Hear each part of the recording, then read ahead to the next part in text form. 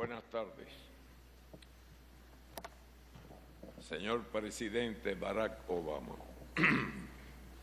nos complace recibirlo en la primera visita de un mandatario de los Estados Unidos a nuestro país después de 88 años. Constatamos que en los 15 meses transcurridos, desde que anunciamos la decisión de restablecer las relaciones diplomáticas, hemos obtenido resultados concretos. Reanudamos el correo postal directo y firmamos un acuerdo para restablecer los vuelos regulares. Hemos ampliado la cooperación en áreas de interés mutuo. Suscribimos 2 memorándums de entendimiento sobre protección de medio ambiente y áreas marinas y otro para mejorar la seguridad de la navegación marítima. Hoy se firmará uno más sobre cooperación en la agricultura. Actualmente se está negociando otro grupo de instrumentos bilaterales para cooperar en esferas como el enfrentamiento al narcotráfico, la seguridad del comercio y de los viajeros y la salud. Sobre esta última, hemos acordado profundizar la colaboración en la prevención y tratamiento de enfermedades transmisibles como el Zika y de enfermedades crónicas no transmisibles, incluyendo el cáncer.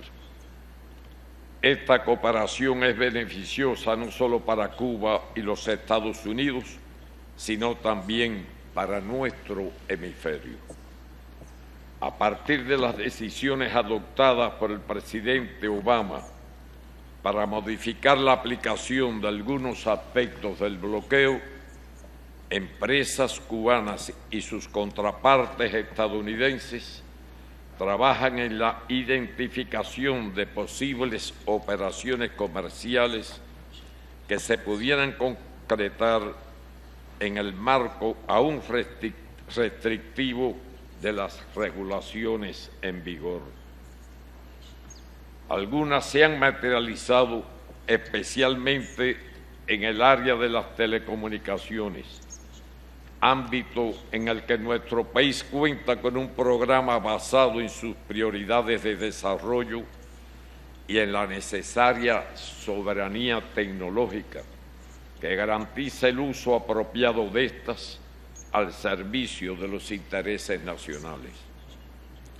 También se avanza en negociaciones para la adquisición de medicamentos, equipos médicos y equipamiento para generación de energía y protección del medio ambiente, entre otras.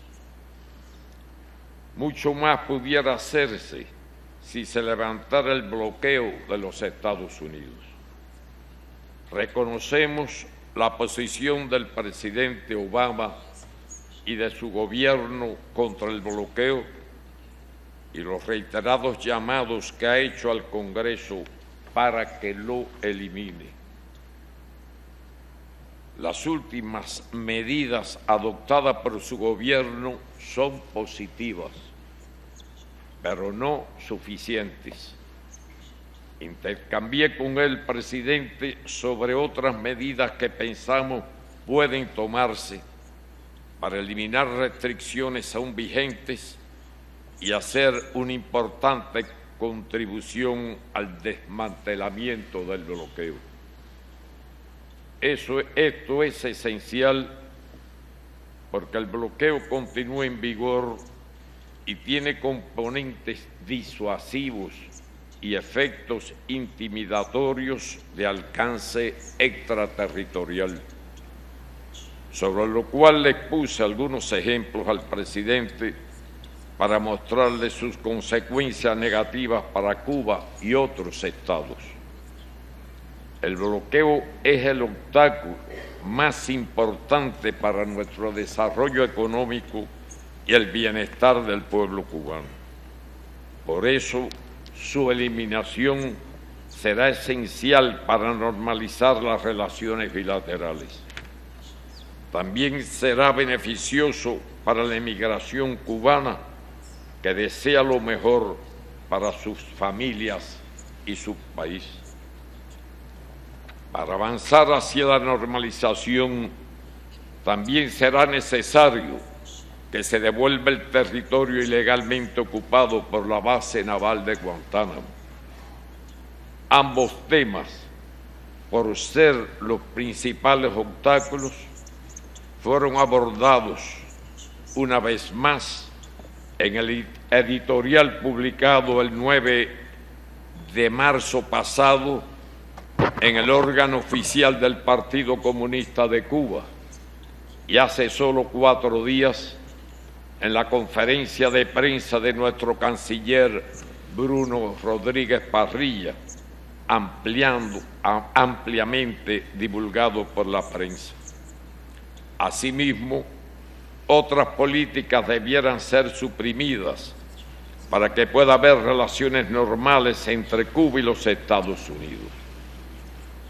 No debiera pretenderse para ello que el pueblo cubano renuncie al destino que libre y soberanamente ha escogido y por el que ha hecho inmensos sacrificios. Intercambiamos además sobre temas internacionales, en particular aquellos que pudieran afectar la paz y la estabilidad regional. Especialmente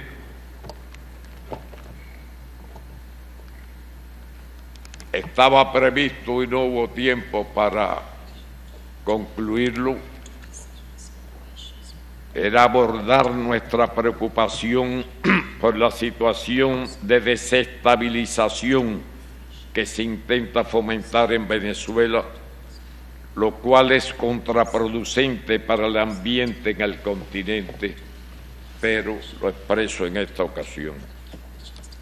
Igualmente, dialogamos sobre la marcha del proceso de paz en Colombia y los esfuerzos para poner fin a este conflicto.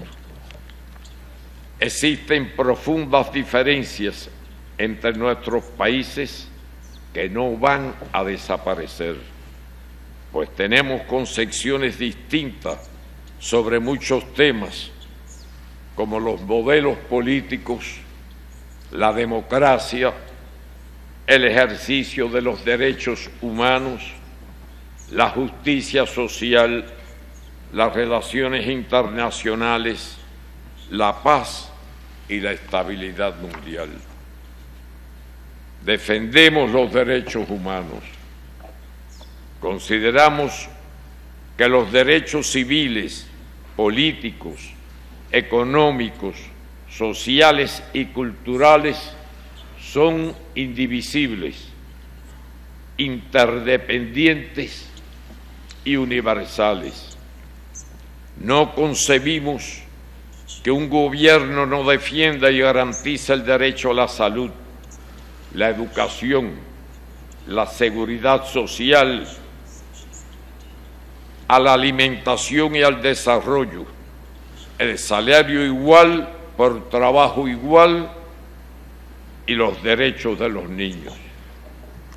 Nos oponemos a la manipulación política y el doble rasero sobre los derechos humanos. Cuba tiene mucho que decir y que mostrar en esta materia y por ello le reiteré al presidente nuestra disposición a mantener el diálogo que iniciamos.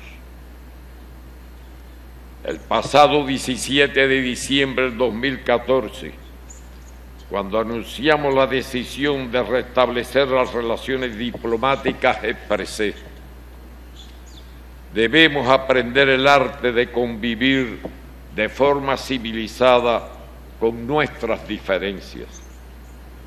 El 15 de julio del 2015, ante nuestro Parlamento, señalé: Cambiar todo lo que deba ser cambiado es asunto soberano y exclusivo de los cubanos.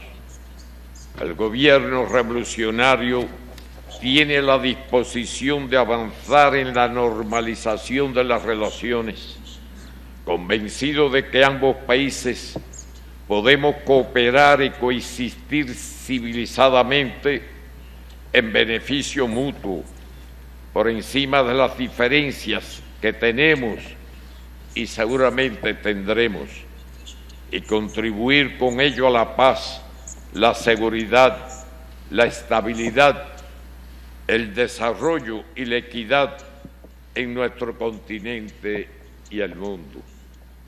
Hoy ratifico que debemos poner en práctica el arte de la convivencia civilizada, que implica aceptar y respetar las diferencias y no hacer de ellas el centro de nuestra relación, sino promover vínculos que privilegien el beneficio de ambos países y pueblos y concentrarnos en lo que nos acerca y no en lo que nos separa. Coincidimos en que nos queda por delante un largo y complejo camino por recorrer, pero lo importante es que hemos comenzado a dar pasos para construir una relación de nuevo tipo, como la que nunca ha existido entre Cuba y los Estados Unidos. Destruir un puente es fácil y requiere poco tiempo.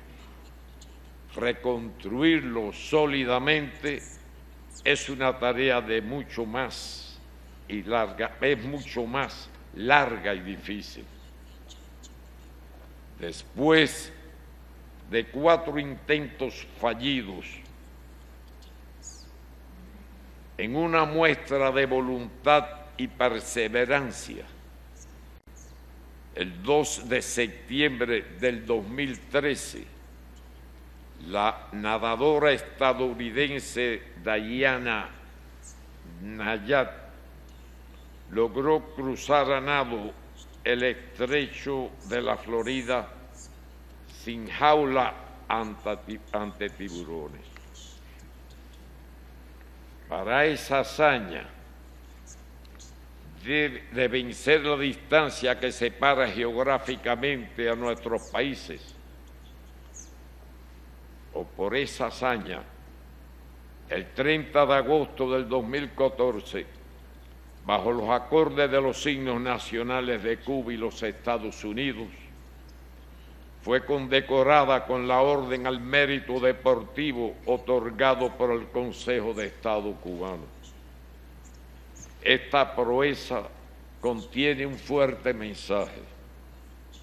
Debería servirnos de ejemplo para las relaciones bilaterales, ya que confirma que si ella pudo, entonces nosotros también podremos.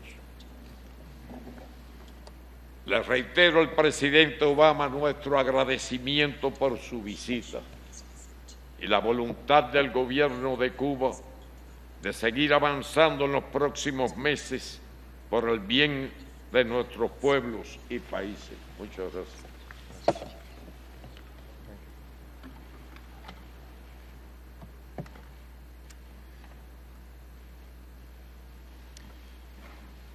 Buenas tardes, President Castro, to you, the Cuban government, and the Cuban people. Thank you for the welcome that you've extended to me, to my family, and to my delegation. For more than half a century, the sight of a U.S. president here in Havana would have been unimaginable. But this is a new day. Es un nuevo día between our two countries.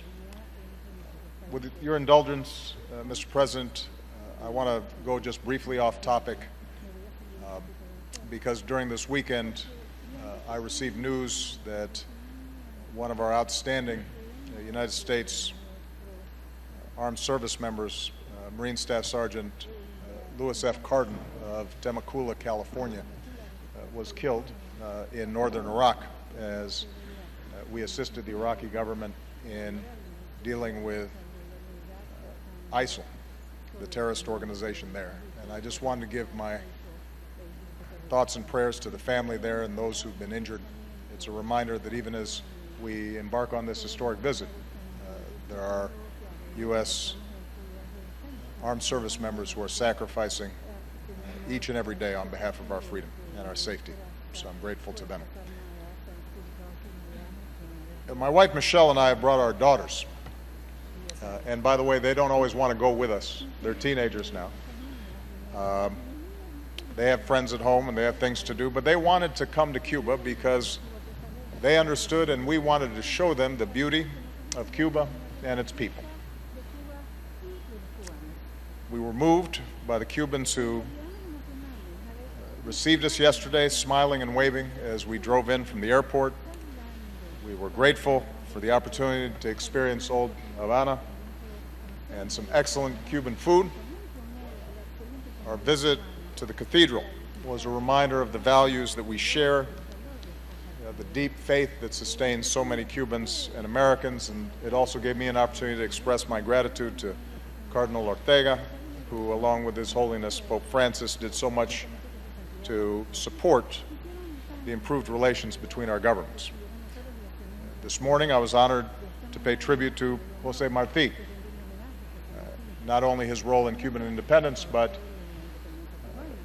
the profound words that he wrote and spoke in support of liberty and freedom everywhere.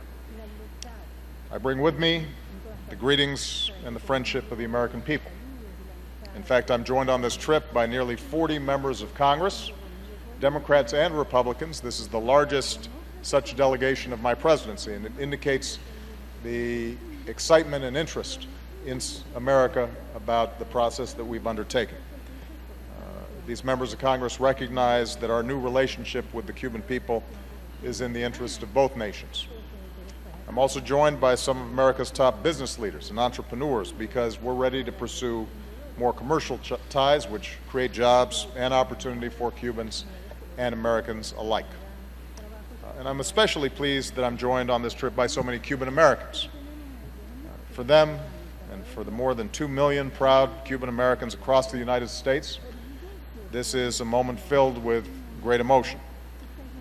Ever since we made it easier to travel between our countries, more Cuban Americans are coming home. And for many, this is a time of new hope for the future. So, President Castro, I want to thank you for the courtesy and the spirit of openness that you've shown during our talks. At our meeting in Panama last year, you said that we're willing to discuss every issue and everything's on the table. So with your understanding, my statement will be a little longer than usual. President Castro always jokes with me about how long Castro brother speeches can be, but I'm going to actually go a little longer than you probably today, with your indulgence. We have a half a century of work to catch up on. Our growing engagement with Cuba is guided by one overarching goal: advancing the mutual interests of our two countries, including improving the lives of our people, both Cubans and Americans. That's why I'm here. I've said consistently, after more than 5 very difficult decades, the relationship between our governments will not be transformed overnight. We continue, as President Castro indicated, to have some very serious differences, including on democracy and human rights. And President Castro and I have had very frank and candid conversations on these subjects. The United States recognizes progress that Cuba has made as a nation, its enormous achievements in education and in healthcare. And perhaps most importantly, I affirm that Cuba's destiny will not be decided by the United States or any other nation. Cuba is sovereign and rightly has great pride, and the future of Cuba will be decided by Cubans, not by anybody else. At the same time, as we do wherever we go around the world, I made it clear that the United States will continue to speak up on behalf of democracy, including the right of the Cuban people to decide their own future. We'll speak out on behalf of universal human rights, including freedom of speech and assembly and religion. Indeed, I look forward to meeting with and hearing from Cuban civil society leaders tomorrow. But as you heard, President Castro has also addressed what he views as shortcomings in the United States around basic needs for people and poverty and inequality and race relations. And we welcome that constructive dialogue as well, because we believe that when we share our deepest beliefs and ideas with an attitude of mutual respect, that we can both learn and make the lives of our people better. Now, part of normalizing relations means that we discuss these differences directly. So I'm very pleased that we've agreed to hold our next U.S.-Cuba Human Rights Dialogue here in Havana this year. And both of our countries will welcome visits by independent United Nations experts as we combat human trafficking, which we agree is a profound violation of human rights. Even as we discuss these differences, we share a belief that we can continue to make progress in those areas that we have in common. President Castro, you said in Panama that we might disagree on something today on which we would agree tomorrow. And that's certainly been the case over the past 15 months and the days leading up to this visit. And today I can report that we continue to move forward on many fronts when it comes to normalizing relations. We're moving ahead with more opportunities for Americans to travel to Cuba and interact with the Cuban people. Over the past year, the number of Americans coming here has surged. Last week, we gave approval for individual Americans to come here for educational travel. U.S. airlines will begin direct commercial flights this year. With last week's port security announcement, we've removed the last major hurdle to resuming cruises and ferry service, all of which will mean even more Americans visiting Cuba in the years ahead and appreciating the incredible history and culture of the Cuban people. We're moving ahead with more trade. With only 90 miles between us, we're natural trading partners. Other steps we took last week, allowing the U.S. dollar to be used more widely with Cuba, giving Cubans more access to the dollar in international transactions, and allowing Cubans in the U.S. to earn salaries. These things will do more to create opportunities for trade and joint ventures. We welcome Cuba's important announcement that it plans to end the 10% penalty on dollar conversions here, which will open the door to more travel and more commerce. And these steps show that we're opening up to one another. With this visit, we've agreed to deepen our cooperation on agriculture to support our farmers and our ranchers. This afternoon, I'll highlight some of the new commercial deals being announced by major U.S. companies. And just as I continue to call on Congress to lift the trade embargo, I discussed with President Castro the steps we urge Cuba to take to show that it's ready to do more business, which includes allowing more joint ventures and allowing foreign companies to hire Cubans directly. We're moving ahead with our efforts to help connect more Cubans to the internet and the global economy. Under President Castro, Cuba's set a goal of bringing Cubans online, and we want to help. At this afternoon's entrepreneurship event, I'll discuss additional steps we're taking to help more Cubans learn, innovate, and do business online, because in the 21st century, countries cannot be successful unless their citizens have access to the internet. We're moving ahead with more educational exchanges. Thanks to the generous support of the Cuban American community, I can announce that my 100,000 Strong in the Americas initiative will offer new opportunities for university students to study abroad, more Americans at Cuban schools and more Cubans at U.S. schools. And going forward, educational grants and scholarships will be available to Cuban students. And in partnership with the Cuban government, we'll offer more English language training for Cuban teachers, both in Cuba and online. Even as Cubans prepare for the arrival of the Rolling Stones, we're moving ahead with more events and exchanges that bring Cubans and Americans together as well. We all look forward to tomorrow's matchup between the Tampa Bay Rays and the Cuban national team. More broadly, we're moving ahead with partnerships in health, science, and the environment. Just as Cubans and American medical teams have worked together in Haiti against cholera and in West Africa against Ebola, and I want to give a special commendation to Cuban doctors who volunteered and took on some very tough assignments to save lives in West Africa in partnership with us and other nations. We very much appreciate the work that they did. Our medical professionals will now collaborate in new areas, preventing the spread of viruses like Zika and leading new research into cancer vaccines. Our governments will also work together to protect the beautiful waters of this region that we share.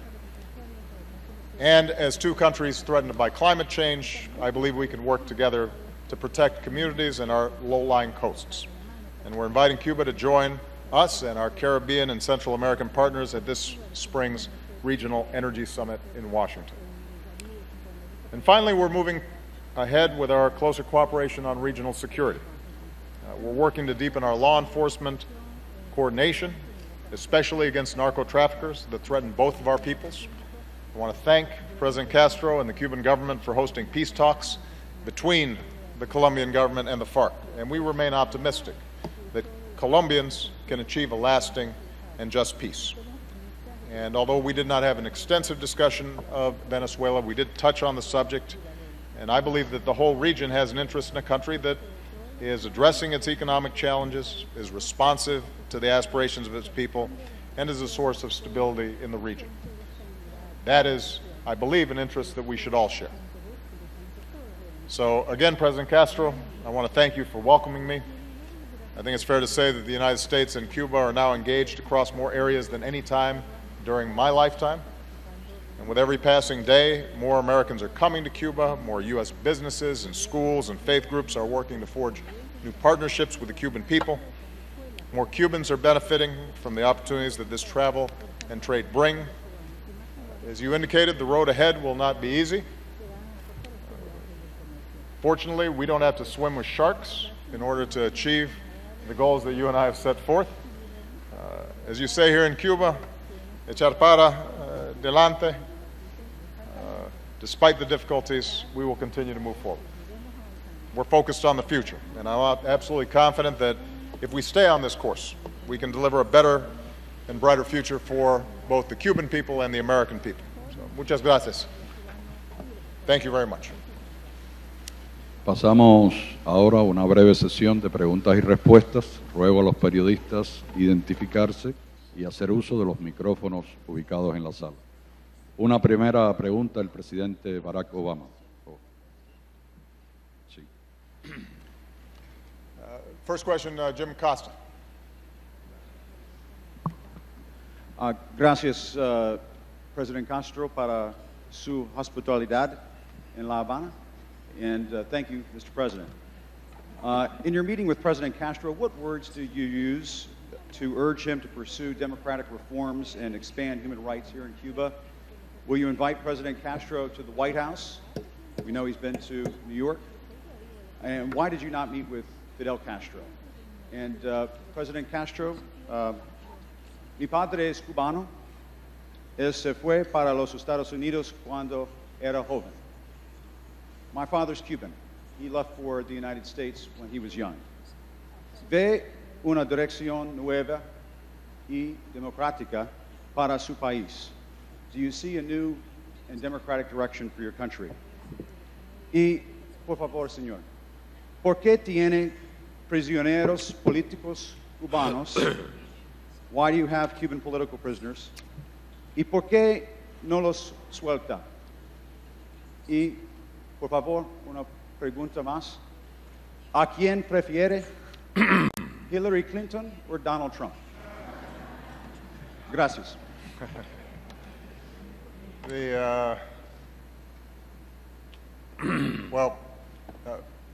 As I think we both indicated, we had a very frank conversation around issues of democracy and human rights.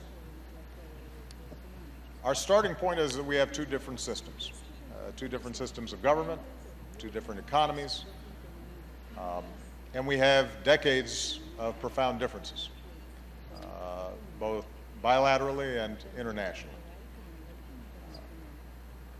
What I have said to President Castro is that we are moving forward and not looking backwards, that we don't view Cuba as a threat to the United States. I hope that my visit here indicates the degree to which we're setting a new chapter in Cuban-American relations. But as is true with countries around the world where we have normalized relations, we will continue to stand up for basic principles that we believe in. America believes in democracy.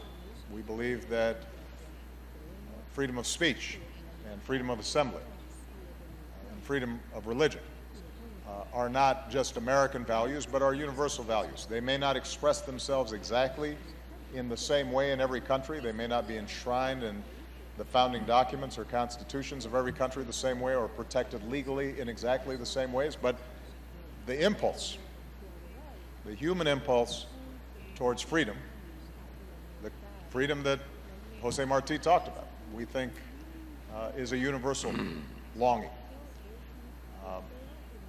President Castro, I think, has pointed out that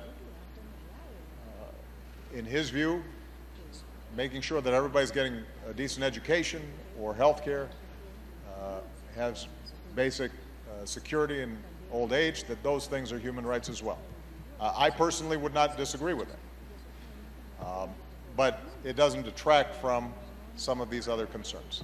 And the goal of the human rights dialogue is not for the United States to dictate to Cuba how they should govern themselves, but to make sure that we are having a frank and candid conversation around this issue, and hopefully that we can learn from each other. It does not mean that it has to be the only issue we talk about. Economics, health, scientific exchanges, international cooperation on issues of regional as well as global import are also important. But this is something that we are going to stay on. And you know, I actually welcome President Castro commenting on some of the areas where he feels that we're falling short, because I think we should not be immune or afraid of criticism or discussion as well. Here's the one thing I do know, is that when I talk to Cuban Americans, and Jim, you're second generation,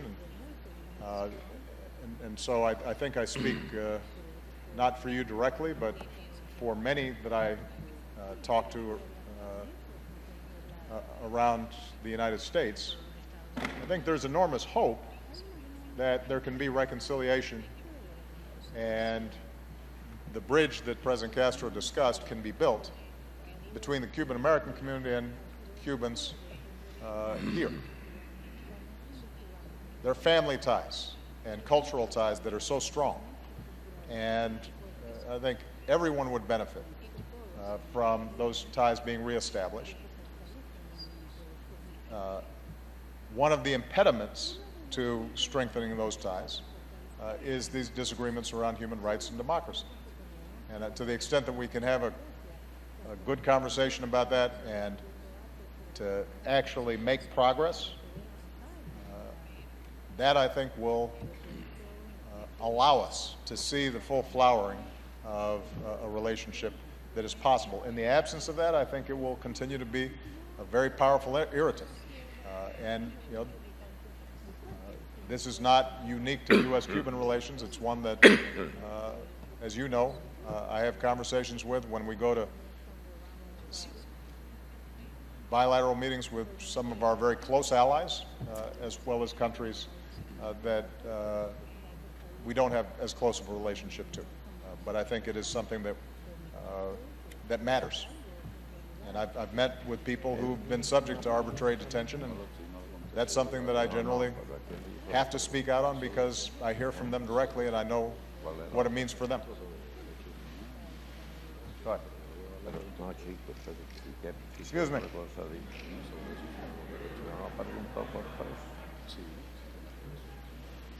¿Ya? Yeah, what? Estaba preguntando si se dirigió a mí porque las primeras palabras no la entendí. Me pareció oír que habló de presos humanos. No, I think the second one was addressed to you.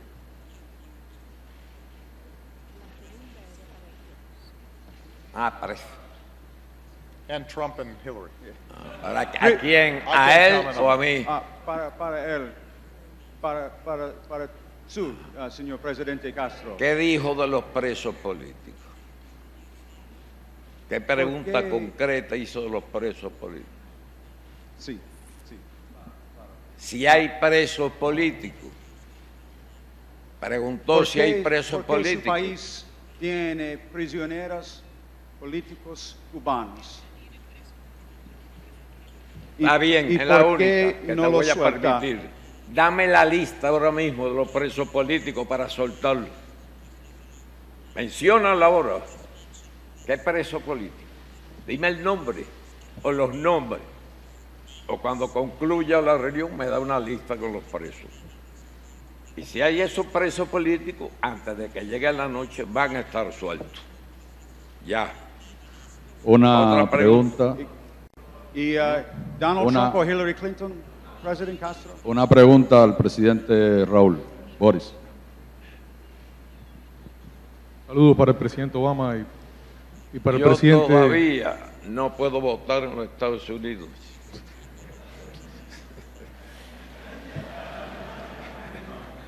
¿Cómo?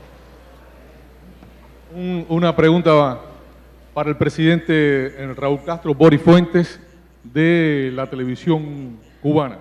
Presidente Raúl Castro, usted ha dicho en reiteradas ocasiones, y hoy lo ha repetido una vez más aquí, debemos aprender a convivir civilizadamente con nuestras diferencias. ¿Podría usted ampliarnos ese concepto en este momento histórico que está viviendo Cuba? Y también, de paso, una pregunta pequeña para el presidente Barack Obama. Presidente Obama, ¿podría el gobierno de Estados Unidos dar mayores pasos para eliminar el bloqueo de Estados Unidos durante su gobierno y no tendría que vivir una generación más de cubanos bajo este bloqueo económico y financiero contra Cuba?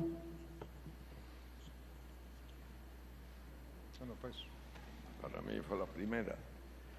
O sea, repite tu pregunta que no pudo ir bien. Pues. Usted ha dicho en reiteradas ocasiones, hoy lo ha repetido otra vez, debemos aprender a convivir civilizadamente con nuestras diferencias. Bien, el propio presidente Obama se ha estado refiriéndose a eso. Hemos dado los primeros pasos, bastante para ser los primeros, y debemos continuar dando esos pasos. Y estoy seguro de que lograremos convivir pacíficamente en un ambiente de colaboración mutua, como ya lo estamos haciendo en algunos aspectos, en beneficio de ambos países, en beneficio de otros países, como ya lo hemos hecho modestamente en Haití, cuando el cólera, y en África con el ébola, como él se refirió. Y que es el futuro de la humanidad si queremos salvar la especie, aunque el agua siga creciendo y la isla se reduzca. Sí. Muchas preguntas para mí. Yo creo que las preguntas hay que hacerse al presidente Obama. Presidente Obama, por favor. Ahí está el regulador. I've got one more. So we have administratively already made a number of modifications on the embargo. I referred to a number of them in my opening statement. And we've actually been fairly aggressive in exercising as much flexibility as we can, given that the law putting the embargo in place has not been repealed by Congress. There may be some technical aspects of the embargo that we can still make adjustments on depending on problems as they arise. So, for example, the issue around the dollar and the need to make modifications in terms of how the embargo was implemented to encourage rather than discourage reforms that the Cuban government itself is willing to engage in and to facilitate greater trade and commerce. That is something that grew out of the dialogue between our governments, and we have made appropriate adjustments to it. It will take some time for commercial banks to understand the new rules, but we actually think that this is an area where we can improve current circumstances. But I'll be honest with you that the list of things that we can do administratively is growing shorter, and the bulk of changes that have to be made with respect to the embargo are now going to rely on Congress making changes. I've been very clear about the interest in getting that done before I leave. Frankly, Congress is not as productive as I would like during presidential election years. But the fact that we have such a large congressional delegation with Democrats and Republicans with us is an indication that there is growing interest inside of Congress for lifting the embargo. As I just indicated in my earlier answer, how quickly that happens will in part depend on whether we can bridge some of our differences around human rights issues, and that's why the dialogue, I think, is so important. It sends a signal that at least there's engagement between the two countries on these matters. Okay. Now, I promised the President I would take one more question. Andrea Mitchell of NBC. Andrea, if you can get the mic. Thank you, Mr. President. Do you feel after your meetings today that you have made enough progress to even accelerate the pace, and that the Cuban government is able to move quickly enough so that the changes that you have made through these technical adjustments to the embargo will be permanent, cannot be reversed by the next president? And what advice have you given to President Castro about the ability of having the blockade, the embargo lifted? Because he has said again today, this is a continuous issue which is blocking progress from their standpoint. And you said the conversations about human rights were frank and candid, and that you want to move forward. But even as you were arriving, there were dramatic arrests of peaceful protests, the ladies in white. What signal does that send? Can you have civilized coexistence at the same time you have such profound disagreements about the very definitions of what human rights means, as President Castro expressed today? And for President Castro, for many of us, it's remarkable to hear you speak about all of these subjects. Could you tell us what you see in the future? President Obama has 9 months remaining. You have said you would be stepping down in 2018. What is the future of our two countries, given the different definitions and the different interpretations of profound issues like democracy and human rights? Thank you. Well, Andrea, the embargo is going to end. When? I can't be entirely sure, but I believe it will end, and the path that we're on will continue beyond my administration. The reason is logic. The reason is that what we did for 50 years did not serve our interests or the interests of the Cuban people. And as I said when we made the announcement about normalization of relations, if you keep on doing something over and over again for 50 years and it doesn't work, it might make sense to try something new. And that's what we've done. And the fact that there has been strong support, not just inside of Congress, not just among the American people, but also among the Cuban people, indicates that this is a process that should and will continue. Having said that, lifting the embargo requires the votes of a majority in Congress and maybe even more than a majority in the Senate. And as I indicated to President Castro, two things I think will help accelerate the pace of bringing the embargo to an end. The first is, to the degree that we can take advantage of the existing changes that we've already made and we see progress, that will help to validate this change in policy.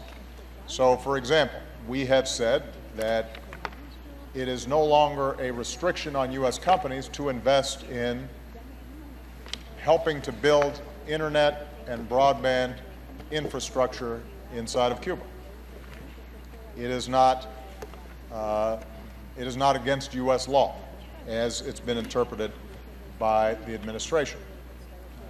If we start seeing those kinds of commercial deals taking place and Cubans are benefiting from greater access to the internet, and when I go to the entrepreneurship meeting later this afternoon, I understand that we're going to meet some young Cubans who are already getting trained and are facile and using the internet and interested in startups.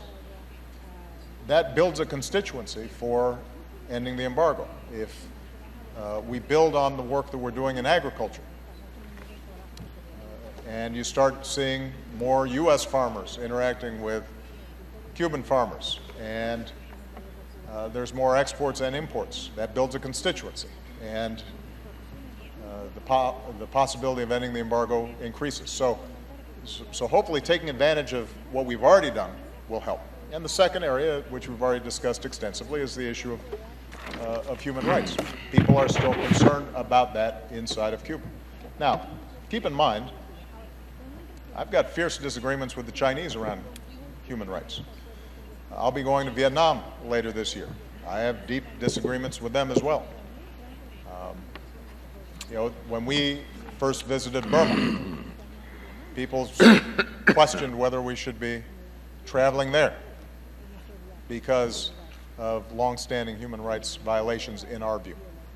And the approach that I've taken has been that if I engage, frankly, clearly, stating what our beliefs are, but also being clear that we can't force change on any particular country. Ultimately, it has to come from within.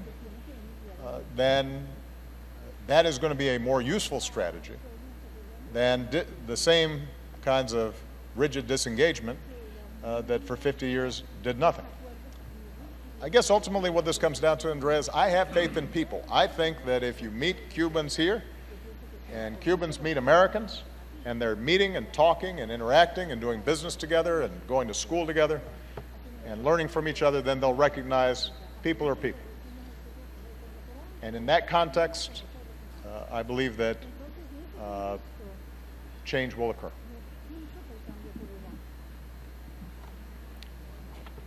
President Castro. Okay, now I'm done, but Senor Presidente, I think Andrea had a question for you just about your vision. It's up to you. He did say he was only going to take one question, and I was going to take two, but I leave it up to you if you want to address that question. Por favor. Andrea's, she's one of our most esteemed journalists in America, and I'm sure she'd appreciate just a short, brief answer. Andrea. Mr. President. Sí, cómo no. El otro día le hizo una pregunta al canciller nuestro. Andrea. Le están preguntando a usted, pero tenemos que concluir. Hay un programa Yo sé que si me quedo aquí hacen 500 preguntas. Yo dije que iba a contestar una, voy a contestar 1.5. Ya el presidente Obama me ayudó con la respuesta. Andrea, es usted. Bien, Andrea. Yo leí algo aquí de lo que pienso de los derechos humanos, pero ahora soy yo el que le voy a hacer una pregunta a usted. En las instituciones ya reconocidas hay 40 y cuánto, 40 de 61 sí. Instrumentos internacionales, etcétera. ¿Cuántos países, Andrea, del mundo cumplen los 61 derechos humanos? Eso es señalado ahí. Y civiles, en su conjunto. ¿Qué país los cumple todos? ¿Lo sabe usted? Yo sí. Ninguno. Unos cumplen unos, otros cumplen otros. Y entre esos estamos nosotros. De esos mencionados 61 son. Cuba cumple 47. Habrá otros que cumplan más y muchos que cumplen menos. No se puede politizar el tema de los derechos humanos. Eso no es correcto. Si se persigue con esos fines, vamos a seguir con lo mismo. Por ejemplo, para Cuba, que no los cumple todos, el derecho a la salud. ¿Usted quiere un derecho más sagrado que el derecho a la salud? Que no se mueran millones y millones de niños por falta de una simple vacuna, por cualquier medicina.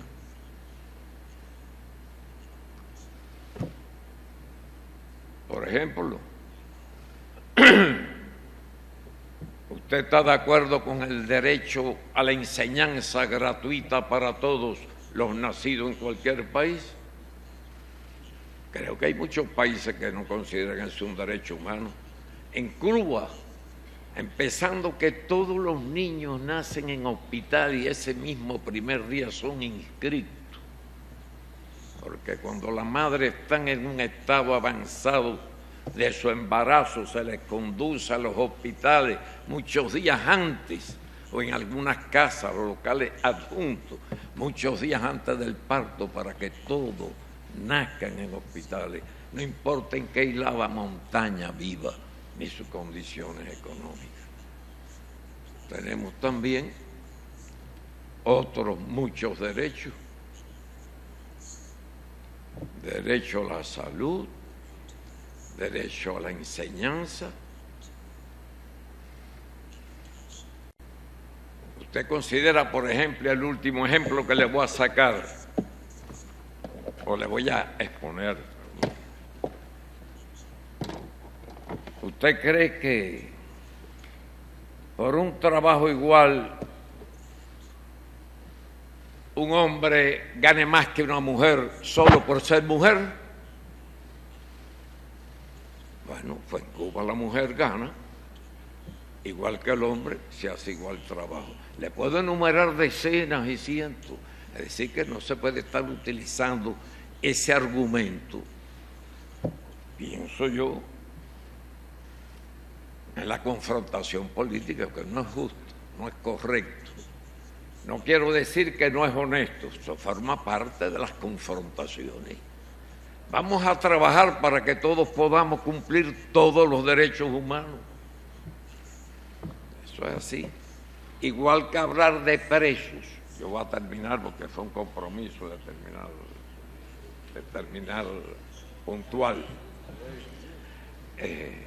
No es correcto por preguntarnos por presos políticos. Dígame el nombre del preso político. Y ya. Hemos concluido. Muchas gracias a todos por la participación.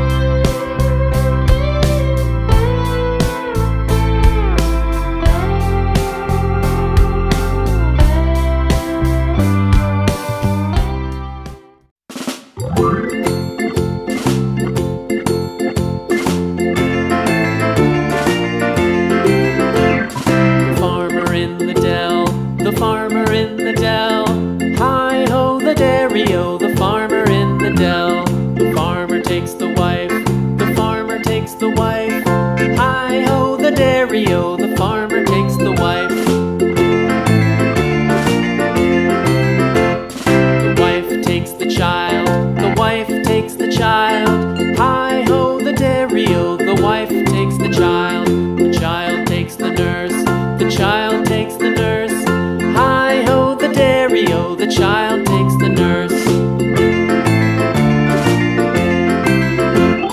The nurse takes the cow. The nurse takes the cow. Hi-ho, the dairy-o, the nurse takes the cow. The cow takes the dog. The cow takes the dog. Hi-ho, the dairy-o, the cow takes the dog. Good afternoon, everybody. I'm horning in on Josh's time just for a hot second. As we learned last week, America's economy added 215,000 jobs in March. That means that our businesses extended the longest streak of private sector job creation on record. 73 straight months, 14.4 million new jobs, unemployment about half of what it was 6 years ago. This progress is due directly to the grit and determination and hard work and the fundamental optimism of the American people. You know, as I travel around the country, what always stands out is the fact that the overwhelming majority of folks work hard and they play by the rules, and they deserve to see their hard work rewarded. They also deserve to know that big corporations aren't playing by a different set of rules. That the wealthiest among us aren't able to game the system. That's why I've been pushing for years to eliminate some of the injustices in our tax system. So I am very pleased that the Treasury Department has taken new action to prevent more corporations from taking advantage of one of the most insidious tax loopholes out there and fleeing the country just to get out of paying their taxes. This got some attention in the business press yesterday, but I wanted to make sure that we highlighted the importance of Treasury's action and why it did what it did. This directly goes at what's called corporate inversions. They are not new. Simply put, in layman's terms, it's when big corporations acquire small companies and then change their address to another country on paper in order to get out of paying their fair share of taxes here at home. As a practical matter, they keep most of their actual business here in the United States because they benefit from American infrastructure and technology and rule of law. They benefit from our research and our development and our patents.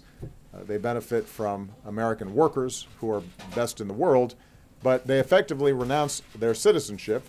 They declare that they're based somewhere else, thereby getting all the rewards of being an American company without fulfilling the responsibilities to pay their taxes the way everybody else is supposed to pay them.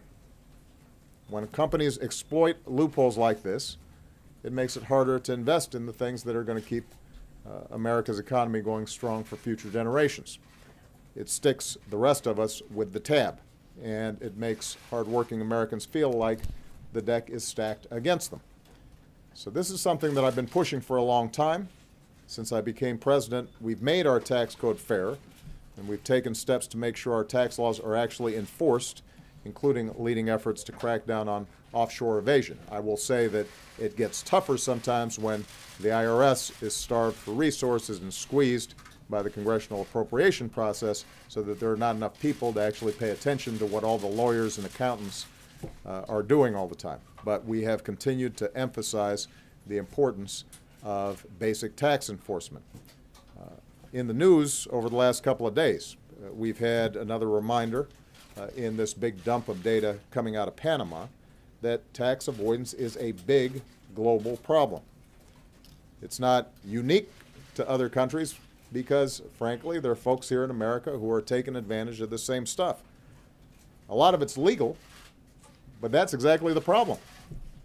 It's not that they're breaking the laws, it's that the laws are so poorly designed that they allow people, if they've got enough lawyers and enough accountants, to wiggle out of responsibilities that ordinary citizens are having to abide by. Here in the United States, there are loopholes that only wealthy individuals and powerful corporations have access to. They have access to offshore accounts, and they are gaming the system.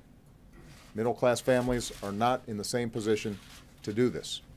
In fact, a lot of these loopholes come at the expense of middle-class families because that lost revenue has to be made up somewhere. Alternatively, it means that we're not investing as much as we should in schools, in making college more affordable, and putting people back to work, rebuilding our roads, our bridges, our infrastructure, creating more opportunities for our children. So this is important stuff, and these new actions by the Treasury Department build on steps that we've already taken to make the system fairer, but I want to be clear. While the Treasury Department actions will make it more difficult and less lucrative for companies to exploit this particular corporate inversions loophole, only Congress can close it for good. And only Congress can make sure that all the other loopholes that are being taken advantage of are closed. I've often said the best way to end this kind of irresponsible behavior is with tax reform that lowers the corporate tax rate, closes wasteful loopholes, simplifies the tax code for everybody. And in recent years, I've put forward plans repeatedly that would make our tax system more competitive for all businesses, including small businesses. So far, Republicans in Congress have yet to act. My hope is that they start getting serious about it. When politicians perpetuate a system that favors the wealthy at the expense of the middle class, it's not surprising that people feel like they can't get ahead. It's not surprising that oftentimes it may produce a politics that is directed at that frustration. And rather than doubling down on policies that let a few big corporations or the wealthiest among us play by their own rules, we should keep building an economy where everybody has a fair shot and everybody plays by the same rules. Rather than protect wasteful tax loopholes for the few at the top, we should be investing more in things like education and job creation and job training that we know grow the economy for everybody. And rather than lock in tax breaks for millionaires or make it harder to actually enforce existing laws, let's give tax breaks to help working families pay for child care or for college. And let's stop rewarding companies that are shipping jobs overseas and profit overseas and start rewarding companies that create jobs right here at home and are good corporate citizens. That's how we're going to build America together. That's how we battled back from this great recession. That's the story of these past 7 years. That can be the story for the next several decades if we make the right decisions right now. And so I hope this topic ends up being introduced into the broader political debate that we're going to be having leading up to election season. Okay? And with that, I turn it over to Mr. Josh Earnest. A question about the Panama Papers, Mr. President? Yeah. Given the release of these millions of pages of financial information, are you concerned that that reflects on the ability of the Treasury Department to sort of be able to see all the financial transactions across the globe? They clearly didn't see these. And whether that suggests that the sanctions regime that you've put in place in a bunch of places around the world might not be as strong as you think it is? Well, we know the sanctions regime is strong because Iran wouldn't have, for example, cut a deal to end their nuclear program in the absence of strong sanctions enforcement. But there is no doubt that the problem of global tax avoidance generally is a huge problem. It's been brought up in G7 meetings. It's been brought up in G20 meetings. There has been some progress made in coordinating between tax authorities in different countries so that we can make sure that we're catching some of the most egregious examples. But as I said before, one of the big problems that we have, Michael, is that a lot of this stuff is legal, not illegal. And unless the United States and other countries lead by example in closing some of these loopholes and provisions, then in many cases you can trace what's taking place, but you can't stop it. There's always going to be some illicit movement of funds around the world, but we shouldn't make it easy. We shouldn't make it legal to engage in transactions just to avoid taxes. And that's why I think it is important that the Treasury acted on something that's different from what happened in Panama. The corporate inversions issue is a financial transaction that is brokered among major Fortune 500 companies to avoid paying taxes. But the basic principle of us making sure that everybody's paying their fair share and that we don't just have a few people who are able to take advantage of tax provisions, that's something that we really have to pay attention to, because, as I said, this is all net outflows of money that could be spent on the pressing needs here in the United States. And the volume that you start seeing when you combine legal tax avoidance with illicit tax avoidance, or some of the activities that we're seeing. This is not just billions of dollars. It's not even just hundreds of billions of dollars. Estimates are this may be trillions of dollars worldwide, and it could make a big difference in terms of what we can do here. I'm going to take one more question, and then I'm going to turn it over to Josh. One last one. Go ahead. Mr. President, the Republican frontrunner today outlined his plan to pay for so the wall on the border, which includes barring undocumented immigrants in the U.S. from sending money back home. What would be the real implication of this plan, and are his foreign policy proposals already doing damage to U.S. relations abroad? The answer to the latter question is yes. I think that I've been very clear earlier that I am getting questions constantly from foreign leaders about some of the wackier suggestions that are being made. I do have to emphasize that it's not just Mr. Trump's proposals. I mean, you're also hearing concerns about Mr. Cruz's proposals, which in some ways are just as draconian when it comes to immigration, for example. The implications with respect to ending remittances, many of which, by the way, are from legal immigrants and from individuals who are sending money back to their families, are enormous. First of all, they're impractical. We just talked about the difficulties of trying to enforce huge outflows of capital. The notion that we're going to track every Western Union bit of money that's being sent to Mexico, good luck with that. Then we've got the issue of the implications for the Mexican economy, which in turn, if it's collapsing, actually sends more immigrants north because they can't find jobs back in Mexico.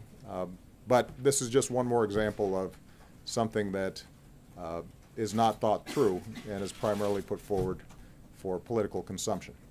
And as I've tried to emphasize throughout, we've got serious problems here. We've got big issues around the world.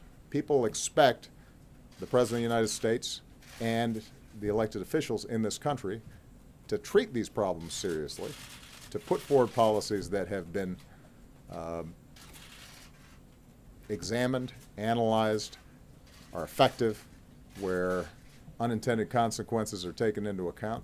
They don't expect half-baked notions coming out of the White House. We can't afford that. All right? Turn it over to Josh. Thank you, guys.